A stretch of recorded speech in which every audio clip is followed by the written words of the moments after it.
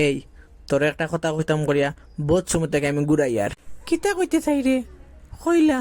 কথাটা শোনার পরে তুই যদি রাগ হই যাস, না আমি রাগ হইতাম না, কইলা তুই কিতা কইতে। তুই যদি আমার থাপ্পড় মারস, দূর বুকা মারতাম না, কিতা কইতে। এই কথাটা শোনার পরে যদি তোর আর আমার বন্ধুত্বের সম্পর্ক নষ্ট হয়ে যায়, না না, তোর আর আমার বন্ধুত্ব সম্পর্ক নষ্ট হইতো না। এখন কইলা তুই কিতা কইতে, তাড়াতাড়ি কইলা, আমার আর সহ্য হন না, চটফট হইলা তুই।